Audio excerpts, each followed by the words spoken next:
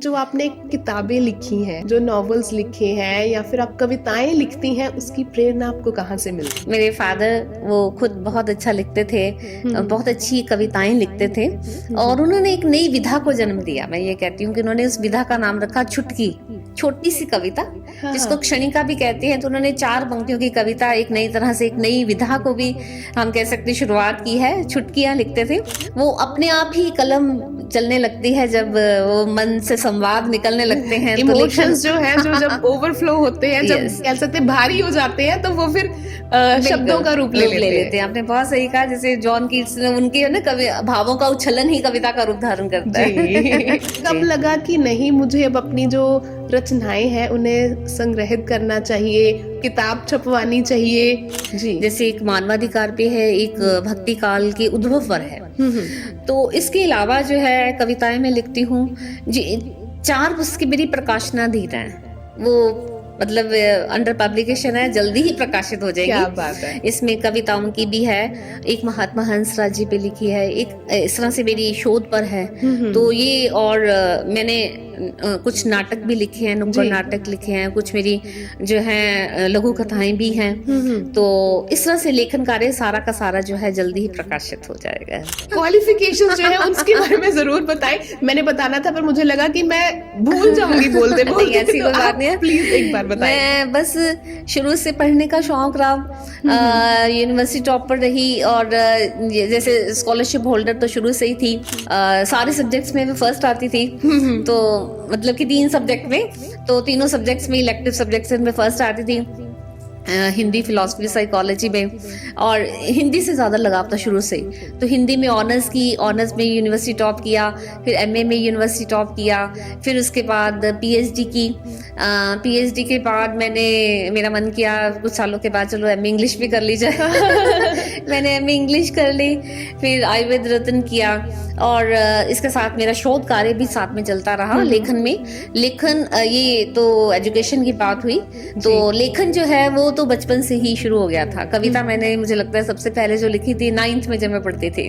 मुझे मौका मिला नई दिल्ली में जो रिपब्लिक डे कैंप लगता है वहां पे जाने का, और उसमें मैंने पंजाब, हरियाणा, हिमाचल और चंडीगढ़, इन 4 का प्रतिनिधित्व किया था एज एनसीसी ऑफिसर। और मुझे वहाँ पे जो बहुत बड़ी बात है कि वहाँ जाके मुझे मौका मिला माननीय हमारे पूर्व राष्ट्रपति जी से, अब्दुल कलाम जी से मिलने का, उनसे बातचीत करने का, उनके व्यक्तित्व को बहुत करीब से देखने का।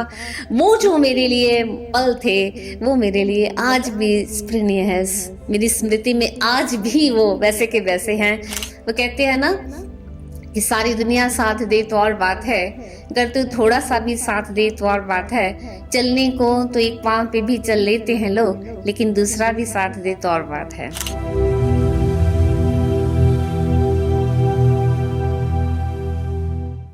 सेंट सोल्जर टाइम्स पर मैं हूं जसप्रीत कौर और हाजिर हूं आज का पॉडकास्ट लेकर। और आज मेरे इस पॉडकास्ट में मेरे साथ मौजूद है डॉक्टर ज्योति गोगिया जी, जो कि जालंधर के एक प्रेस्टिजियस कॉलेज में हेड ऑफ द डिपार्टमेंट है। वहां पर वो प्रोफेसर है हिंदी के, और उन्होंने बहुत सारी किताबें लिखी हैं, लेखिका भी है वो। उन्होंने डॉक्यूमेंट्रीज भी लिखी है, नुक्कड़ नाटक भी लिखे हैं, आर्टिस्ट भी हैं, और ये भी कह सकते हैं कि वो एनसीसी ऑफिसर भी हैं। मतलब इतनी सारी क्वालिटीज है और इतनी हम्बल पर्सनैलिटी है, और उन्होंने टाइम निकाला है आज हमारे साथ बातचीत करने के लिए, हमारे पॉडकास्ट के लिए। तो आइए करते हैं उनका स्वागत। मैम, बहुत बहुत स्वागत है आपका। बहुत बहुत धन्यवाद जसप्रीत जी, मैं बहुत बहुत आभारी हूँ आपकी। आपने बहुत कुछ कह दिया मेरे बारे में, और आभारी हूँ सेंट सोल्जर ये ग्रुप की, और आभारी हूँ सबसे पहले उस परमपिता परमात्मा की जिसने आप सबके साथ मुझे रूबरू होने का आज मौका दिया है। वो कहते हैं ना कि सारी दुनिया साथ दे तो और बात है, अगर तू थोड़ा सा भी साथ दे तो और बात है। चलने को तो एक पांव पे भी चल लेते हैं लोग, लेकिन दूसरा भी साथ दे तो और बात है। तो धन्यवाद उस परमात्मा का। नहीं, बहुत अच्छी शुरुआत की आपने, इतनी अच्छी लाइंस जो है बोली है, मतलब पता चल गया कि हाँ आप लिखती हैं। आप बहुत अच्छी एक क्रिएटिव आर्टिस्ट भी कह सकते हैं हम आपको, लेखिका के साथ साथ। और मैम, मैं आपसे पूछना चाहूंगी कि ठीक है, आप हिंदी में हैं, लिटरेचर में हैं, ठीक है, ध्यान उस तरफ था, लेकिन जो आपने किताबें लिखी हैं, है ना, जो नॉवेल्स लिखे हैं या फिर आप कविताएं लिखती हैं, उसकी प्रेरणा आपको कहाँ से मिलती है? जी, ऐसे है कि जो लेखन है मैं कहूँ तो मेरे खून में है। मेरे फादर वो खुद बहुत अच्छा लिखते थे और बहुत अच्छी कविताएं लिखते थे और उन्होंने एक नई विधा को जन्म दिया। मैं ये कहती हूँ कि उन्होंने उस विधा का नाम रखा छुटकी, छोटी सी कविता, हाँ, जिसको हाँ। क्षणिका भी कहते हैं। तो उन्होंने 4 पंक्तियों की कविता एक नई तरह से, एक नई विधा को भी हम कह सकते हैं, शुरुआत की है। छुटकियाँ लिखते थे, तो उनकी कविताएं बहुत सुंदर, हम्म। और वो कॉलेज टाइम से लिखते थे और उनको भी लेखन का बड़ा शौक था। तो कहीं ना कहीं मुझे, वो कहते हैं, विरासत में ये सब कुछ मिला हाँ। और मैंने इसको मैं भगवान की बहुत धन्यवादी हूँ कि उन्होंने मुझे आगे मैं बढ़ा पाई उस परंपरा को, और क्या बात है। लेखन इसी तरह से मेरी। मतलब लीगेसी है वो आपके लेकिन पिताजी प्रेरणा ने। की बात करें तो प्रेरणा तो आसपास मिलती है। हाँ। जब संवेदनशीलता से हम आसपास को देखते हैं, महसूस करते हैं, हम्म। तो लगता है कि कुछ लिखना चाहिए, जी। क्योंकि मन के भाव हैं वो कैसे बाहर आए। वो अपने आप ही कलम चलने लगती है जब वो मन से संवाद निकलने लगते हैं, तो लेखन। इमोशंस जो है, जो जब ओवरफ्लो होते हैं, जब यस, कह सकते हैं भारी हो जाते हैं, तो वो फिर शब्दों बिल्कुल का रूप ले लेते हैं। आपने बहुत सही कहा। जैसे जॉन कीट्स ने, उनके है ना, कवि भावों का उच्छलन ही कविता का रूप धारण करता जी। है।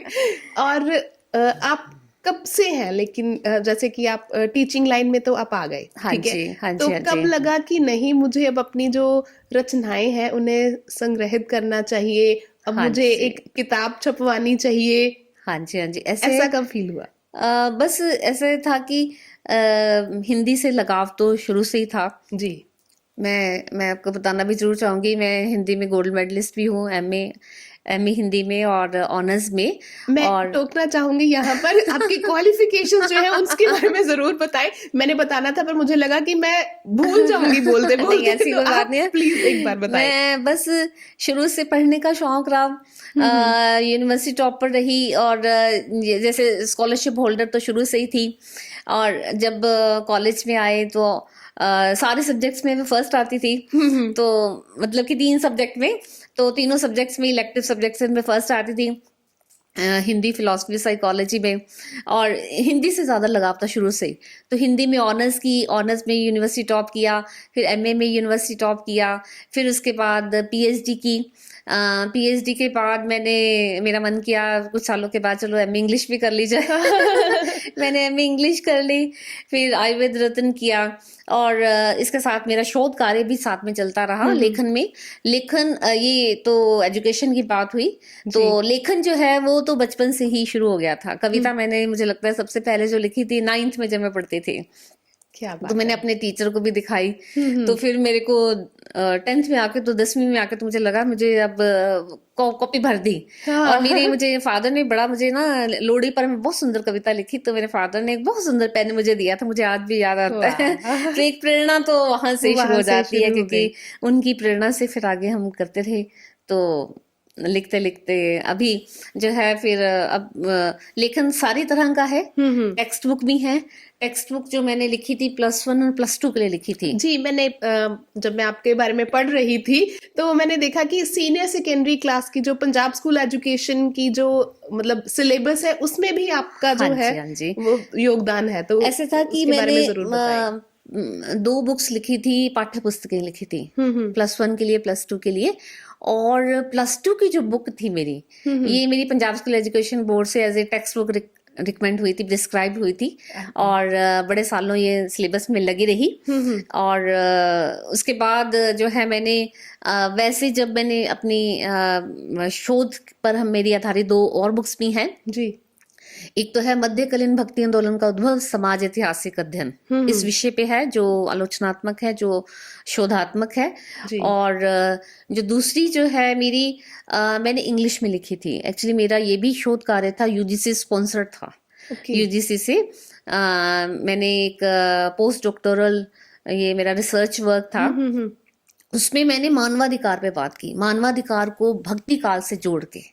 कि भक्ति काल जो है हमारा हिंदी साहित्य का जो भक्ति काल है, भक्ति साहित्य है, जी। इसमें मानवाधिकार की कितनी अवधारणा हमें यहाँ देखने को मिलती है। हम कहते हैं ना कि ये अमेरिका की देन है मानवाधिकार, तो ऐसी बात नहीं है। मानवाधिकार की अवधारणा तो मूल में, हर साहित्य के मूल में और भक्ति साहित्य से भरा पड़ा है। मैंने उसमें से निकाल के उसको लिखा और मैंने अंग्रेजी में लिखा था ये बात है। हाँ तो ये आइडिया दिमाग में कहाँ से आया था कि मुझे इस टॉपिक पे मुझे लिखना है? मैंने ना मानवाधिकार पे कई शोध पत्र प्रस्तुत किए थे, पढ़े थे, लिखे थे और उनको प्रस्तुत किया था। तो यहाँ से फिर मुझे लगा कि मैंने ना नारी चेतना पे पढ़े लिखे थे, तो मुझे लगा कि हम भक्ति काल से इसको, फिर मुझे पढ़ते पढ़ते लगा कि भक्ति काल में तो इसकी बहुत अवधारणाएं सारी की सारी इसमें दिखती हैं। चाहे नारी से देखें, चाहे जाति प्रथा से देखें, मानव की समता की बात करें, ये अवधारणाएं जो है भक्ति काल तो इसका स्रोत है जी। तो फिर मैंने इसको दोनों को जोड़ के इस तरह से शोध कार्य किया था। क्या बात है, बहुत अच्छा मतलब काम कह सकते हैं। और आप एनसीसी ऑफिसर भी हैं, मतलब साहित्य के साथ जुड़े हुए हैं। फिर एनसीसी कहाँ से आ गई? एनसीसी तो मेरे वो जब मैं स्टूडेंट थी तब से एनसीसी से जुड़ी थी। एनसीसी मैंने +1 में, मैं थोड़ी सी बात जरूर बताना चाहूंगी। एनसीसी में जब फॉर्म +1 में मैं आई तो एनसीसी के फॉर्म के लिए अनाउंसमेंट हुई कॉलेज में, तो मैंने सोचा कि मुझे लेनी चाहिए। मैंने कहा चलो घर जाके ना पापा से पूछ के, मम्मी से पूछ के फिर मैं इसका फॉर्म फिल करूंगी। फिर मेरी फ्रेंड कहती कि नहीं तू ऐसे कर। मैंने कहा मैं तो पैसे लेके नहीं आई। कहते पैसे मेरे से ले ले तो और तू ये फॉर्म फिल कर दे। मैं कहा चलो ठीक है, मैं ले लेती हूँ फॉर्म। फॉर्म लिया, घर जाके पूछा तो मम्मी पापा कहते नहीं एनसीसी में नहीं जाना है, क्या है मुश्किल, हाँ बहुत रफ एंड टफ थोड़ा होता है ना बस। लेकिन मैंने कहा मैं तो फॉर्म ले आई हूँ। फिर कहते चलो ठीक है जी।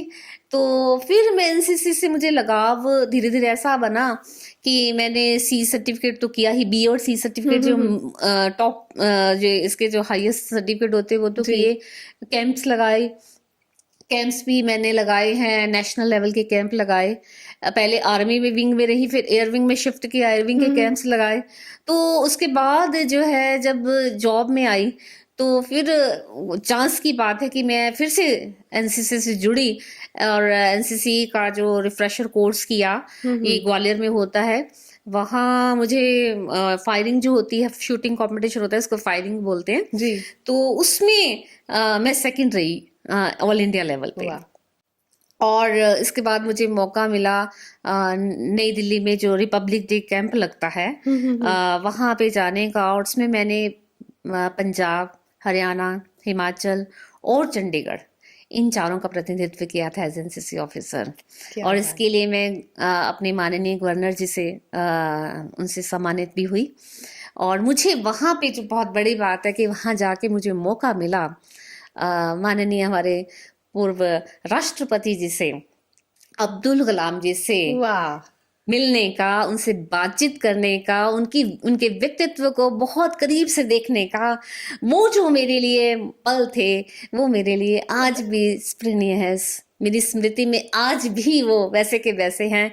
किस प्रकार से, कितनी अच्छा व्यक्तित्व, किस प्रकार से उन्होंने हमारी उनसे बातचीत हुई और इतना प्रेरणा स्रोत व्यक्तित्व मैं जो मेरे लिए एनसीसी ने दिया, मैं वो सबसे बड़ा मेरे लिए पुरस्कार है जी। क्योंकि एपीजे अब्दुल कलाम जी तो ऐसी पर्सनालिटी है कि मेरे ख्याल से अगर कोई उन्हें पढ़ता भी है, उनकी तस्वीर भी देखता है तो वो भी प्रेरित होता है। बिल्कुल सही। और आपने तो साक्षात उनसे बात की, मुलाकात की और वो ऐसा हृदय पटल पे वो जो स्मृतियां हैं वो बहुत बड़ी मेरे लिए जो जीवन की पूंजियां हैं। क्या बात तो एनसीसी से जुड़ी इस तरह से, एनसीसी से तो रहा ही। और एनसीसी, मेरे हस्बैंड जो है वो भी आर्मी ऑफिसर है, वो भी कर्नल रहे हैं जी। तो मजेदार बात है कि उन्होंने भी एनसीसी से सी सर्टिफिकेट किया था, एनसीसी से जुड़े और इसके बाद आर्मी ज्वाइन की थी। मतलब वो फैमिली में हाँ ना, सारी फैमिली जो है वो एनसीसी से जुड़ी हुई है। नहीं, बहुत अच्छी बात है। और आपने जो किताबें लिखी हैं उनके बारे में जरूर बताएं कि आपका जो संग्रह है, आपकी जो लेखनी है, कितनी पुस्तकें आप अब तक लिख चुके हैं? हाँ, मैं 4 जो है मेरी प्रकाशित हो चुकी है जी। जैसे एक मानवाधिकार पे है, एक भक्ति काल के उद्भव पर है। तो इसके अलावा जो है कविताएं मैं लिखती हूँ जी। 4 पुस्तकें मेरी प्रकाशनाधीन है। वो मतलब अंडर पब्लिकेशन है, जल्दी ही प्रकाशित हो क्या जाएगी। बात है। इसमें कविताओं की भी है, एक महात्मा हंसराज जी पे लिखी है, एक इस तरह से मेरी शोध पर है। तो ये और मैंने कुछ नाटक भी लिखे हैं, नुक्कड़ जी। नाटक लिखे हैं, कुछ मेरी जो है लघु कथाएं भी हैं। तो इस तरह से लेखन कार्य सारा का सारा जो है जल्दी ही प्रकाशित हो जाएगा, प्रकाशित। क्या हाँ। बात है। और अगर बात करें आपके सम्मानों की, है ना, बहुत सारे अवार्ड्स मिले हैं आपको, बहुत सारे ऑनर्स जो है उनसे आपको निवाजा गया है, तो उसके बारे में आप जरूर बताएं थोड़ा सा। मैं इसलिए नहीं बोलूंगी कि मेरे से चूक जाएंगे कि एक आधा छूट गया तो मुझे फिर मलाल रहेगा कि नहीं अरे नहीं बाप नहीं रे नहीं, मैंने क्या कर दिया। ऐसा नहीं, ऐसा कुछ भी नहीं है। बस ये जो है अभी मैं सब बाहर से करूँ तो दुबई में मुझे भाषा सहोदरी सम्मान से सम्मानित किया। दुबई में इंटरनेशनल कॉन्फ्रेंस थी जी। हिंदी की, विश्व ये जो हिंदी सम्मेलन था, उसमें भाषा सहोदरी सम्मान से सम्मानित हुई। इसी साल की बात है। जी। और इसी साल जो है मुझे सारी जो है मेरी सारी जो अचीवमेंट्स है उसके बेस पे सुपर वुमेन का अवार्ड भी मुझे मिला है। क्या बात है। और ये जयपुर से मिला है।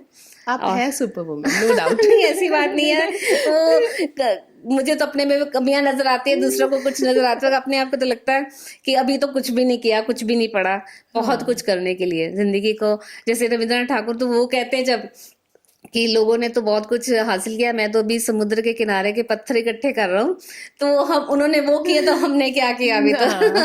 ये तो ऐसे ज्ञान का समुद्र तो है ही ऐसा, जी। जितना आप इसे खंगालते जाते हैं ना, लगता है कि हमें नहीं, हम अभी तो बहुत बड़े ज्ञानी है, जितना जी। बड़ा खंगालें तो। ये बड़प्पन होता है कि जिनके पास इतना कुछ हो और फिर भी वो कहें कि नहीं कबीर हमारे जैसे पास। कहते हैं ना, सुखिया सब संसार है, खावे और सोवे, दुखिया दास कबीर है, जागे और रोवे। क्योंकि उसको जब पता चल जाता है ना कि हमें नहीं पता, तो तब दुख होता है कि जिंदगी छोटी है, छोटी चीजें है, बहुत कुछ करना बहुत बाकी है कुछ। अभी। सही बात है। तो इस तरह से सम्मानों की बात करें तो Indira Gandhi award of excellence मुझे मिला। जी। वो तमिलनाडु के पूर्व जो गवर्नर थे उनके, उनसे। और इसके अलावा मुझे बेस्ट सिटीजन ऑफ इंडिया का अवार्ड मिला सामाजिक कार्यों पे। वाह। तो विमेन डे अवार्ड भी मिला है। अभी टीचर्स डे अवार्ड भी ईशान मीडिया की तरफ से मुझे प्राप्त हुआ है। तो और भी बहुत से सम्मान है, तो मेन की मैंने आपको बात बता दी है। जैसे बात की आपने सोशल वर्क की, है ना, और हमें भी पता है कि आप बहुत सोशल वर्क करते हो। एक ग्लोरी ऑफ इंडिया अवार्ड मुझे बैंकॉक से मिलना था। और उसके लिए आया भी, लेकिन मैं जा नहीं पाई। वो अवार्ड भी वहां से उन्होंने जो है, चांस की बात है, लेकिन वैसे मैं बाद में गई दुबई, मैं थाईलैंड भी गई, बैंकॉक भी गई, अभी बैंकॉक होके आई। इंटरनेशनल कॉन्फ्रेंस वहां पे अटेंड की जमशन यूनिवर्सिटी में। ओके। हाँ, वहां पे पेपर प्रेजेंट किया था और एप्रिसिएशन अवार्ड मुझे मिला वहां से भी। तो एप्रिसिएशन जो है सर्टिफिकेट मिला, सॉरी। तो एप्रिसिएशन सर्टिफिकेट वहां से भी प्राप्त किया है। तो इस तरह से ये चीजें जो है बिल्कुल मैंने प्रोत्साहित भी करती है आगे। कह लो कि फ्यूल का काम करती है। हाँ, ये तो बात सही बात है। ये बात तो है, जब हम थोड़ा सा कुछ दूसरों से रिकॉग्निशन मिलती है तो लगता है कि हमने कुछ सच में हम ठीक काम कर रहे हैं, ठीक दिशा में जा रहे हैं। सही दिशा में। और सोशल वर्क की अगर बात करें तो आप सोशल वर्कर भी हैं, समाज के लिए भी काम करती हैं, तो वो जो चिनक थी वो कहाँ से लगी फिर? हाँ, सोशल वर्क की देखिए जी, हमारे परिवार में भी ये भावना है। मेरे फादर भी बहुत इन चीज़ों के लिए बहुत ज़्यादा दूसरों के लिए सोचने वाले संवेदनशील व्यक्तित्व थे। मेरी मदर भी ऐसे ही हैं। और घर में भी देखा। और फिर उसके बाद जब एनसीसी में आए तो एनसीसी जो है ये जरूर हमें, ये संस्थाएं एनसीसी एनएसएस ये जरूर सिखाती हैं।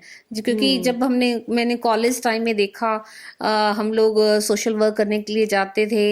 हमने अपाहज आश्रम में जाना, और जब देखना कि समाज को हमारी ज़रूरत है तो लगता था कि हमें कुछ करना चाहिए। फिर उसके बाद जब जॉब में आए तो फिर उसके साथ एनसीसी में हमने झुग्गी झोंपड़ियाँ जो होती है वो अडॉप्ट की हुई थी।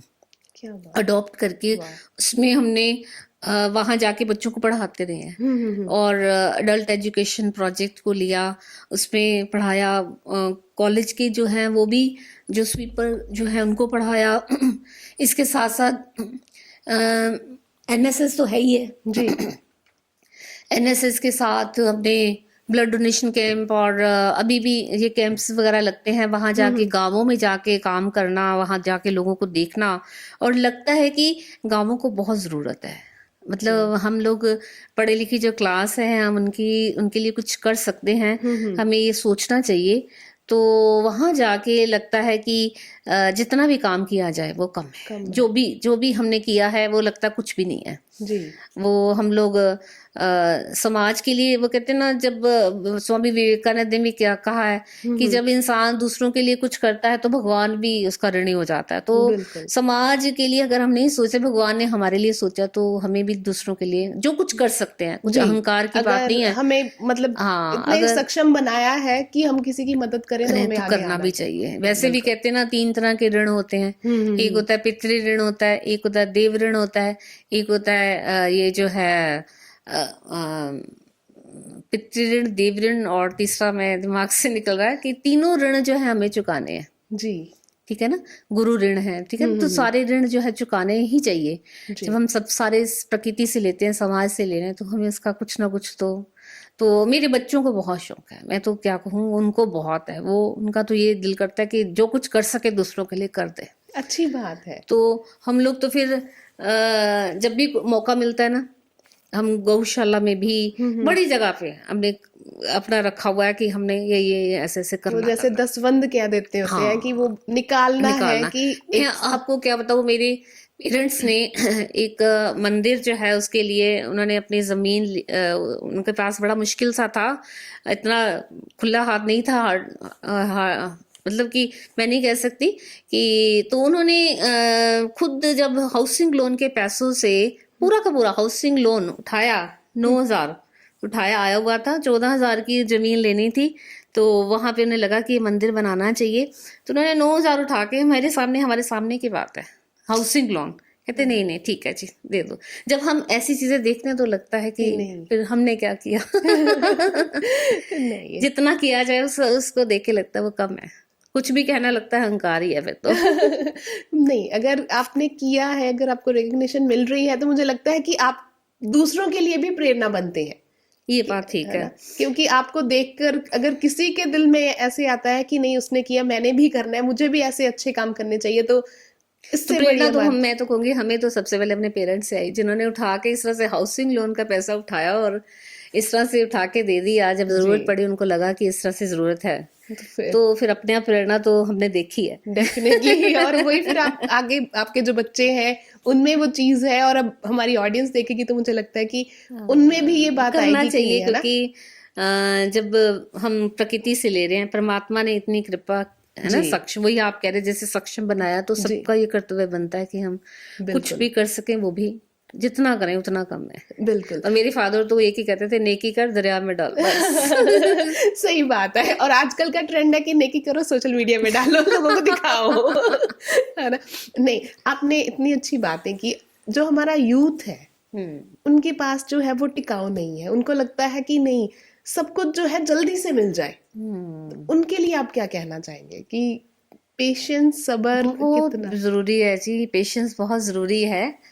पेशेंस जो है, सब कुछ माली सींचे सो घड़ा ऋतु आए फल होए, ठीक है।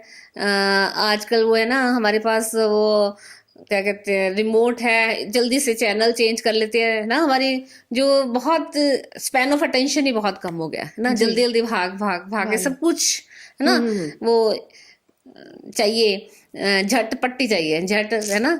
तो लेकिन धीरे धीरे जिंदगी जो है उसमें आप एक पौधा भी लगाते हैं तो उसको फलने फूलने में वक्त लगता है, ठीक है ना। थोड़ा जिंदगी में हमें पेशेंस के साथ, लगन के साथ, चाहे स्लो है चाहे लेकिन स्टडी है, ठीक है ना। ठीक है, आप जमाना ठीक है, fast and study, fast and है ना, लेकिन जो है जो चलता रहता है वो कोई मंजिल को प्राप्त कर लेता है। अपने आप को ये बड़ा जरूरी है कि हम मानवीय गुणों से कहीं ना च्युत हो जाए, जो ह्यूमन वैल्यूज है उनके साथ रहें, जो वैल्यूज को नहीं छोड़ना है, और अपने अंदर जो पेशेंस है, लगन, मेहनत, इन सब के साथ आगे बढ़ना है, मेहनत करनी है। परमात्मा जरूर सुनता है, परमात्मा जरूर फल देता है। जो कुछ बोया जाता है उसका जरूर फल मिलता है, निश्चय ही मिलता है जी। तो ये जो है, ये सफलता के मूल मंत्र भी यही है जी। और आप आपसे जाते जाते एक कविता जरूर सुनेंगे, चाहे वो आप अपनी सुनाएं या किसी की लिखी हुई सुनाएं, जरूर सुनाएं। और हमें ये भी पता है कि आप गुनगुना भी बहुत अच्छा लेती है, तो गाना भी जरूर सुनेंगे, बट उससे पहले कविता। कविता मैं ना, मेरी एक बहुत प्रिय कविता है तो अमिताभ बच्चन ने भी गाई हुई है, ठीक है ना। और इस कविता बहुत सुंदर कविता है। हिम्मत करने वालों की हार नहीं होती, हिम्मत करने वालों की हार नहीं होती, लहरों से डरकर नैया पार नहीं होती, हिम्मत करने वालों की हार नहीं होती। नन्ही चींटी जब चढ़ती है दीवारों पे 100 बार फिसलती है, लेकिन उसकी मेहनत हर बार बेकार नहीं होती, हिम्मत करने वालों की हार नहीं होती। डुबकियां समुद्र में, डुबकियां समुद्र में गोताखोर लगाता है, जा जाकर खाली हाथ लौटाता है, लेकिन लेकिन मिलता नहीं सहज ही मोती पानी में, लेकिन उसकी मेहनत बेकार नहीं होती, खाली उसकी मुट्ठी हर बार नहीं होती, मेहनत करने वालों की हार नहीं होती, हिम्मत करने वालों की हार नहीं होती। असफलता एक चुनौती है, असफलता एक चुनौती है, स्वीकार करो, क्या कमी रहेगी देखो और स्वीकार करो, क्या कमी रह गई देखो और स्वीकार करो।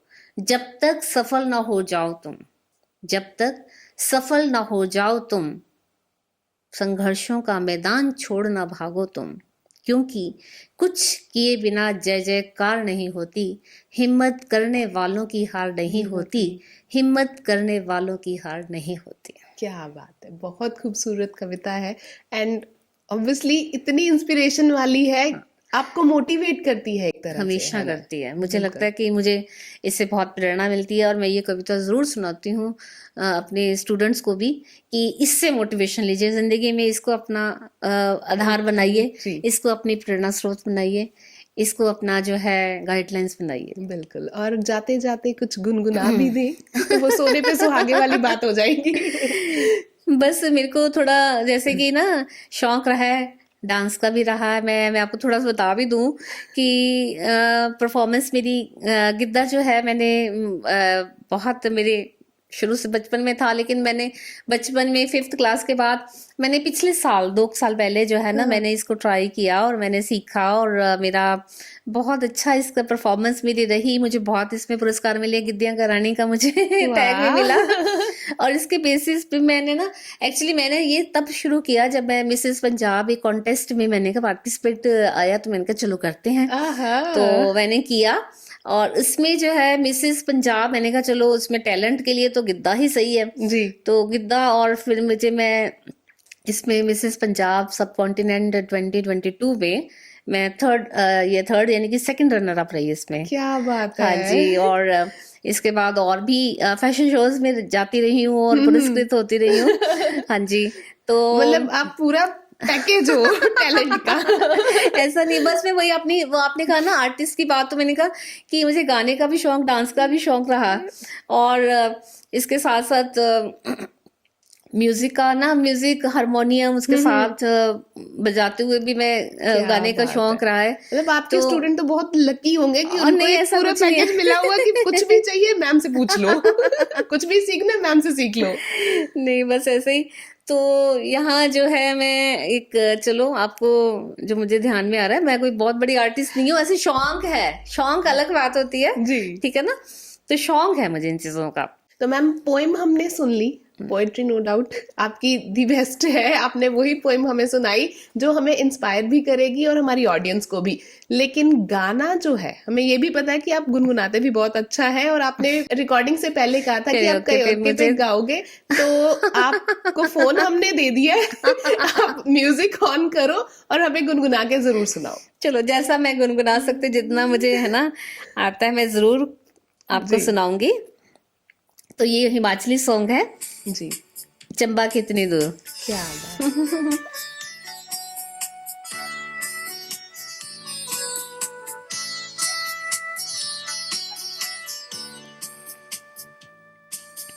माए नी मेरिए शिमले दी राहें, चंबा कितनी दूर,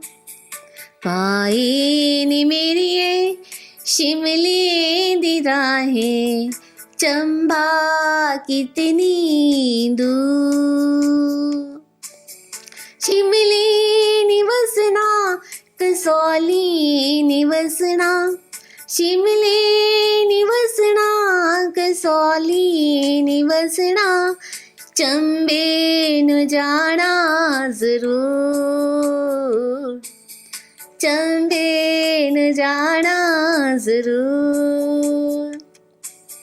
माए नी मेरिए शिमले दी राहें चंबा कितनी दूर, चंबा कितनी दूर। क्या बात है, मतलब आपने पूरा माहौल बना दिया।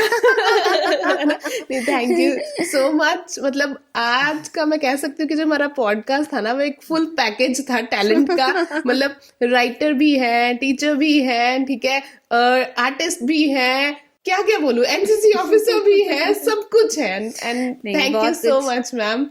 थैंक यू, तो आपका बहुत बहुत थैंक्स आपका, और आपके इस सेंट सोल्जर टाइम्स का बहुत बहुत मैं धन्यवाद करती हूँ। आपने मुझे मौका दिया है और बहुत अच्छा लगा मुझे आके जसप्रीत जी आपके साथ मिलके, और आपने इतने प्यार से सब कुछ मेरे से कहलवा लिया। नहीं ma'am, thank you so much. आप आए, आपने अपना समय निकाला और हमारे साथ बातें की और अपना जो टैलेंट था हमारे साथ भी एक्सप्लोर किया। एंड आई होप कि जो हमारी ऑडियंस है उनको भी ये पॉडकास्ट देखकर बहुत मजा आएगा। Thank you so much. Thank you, thank you.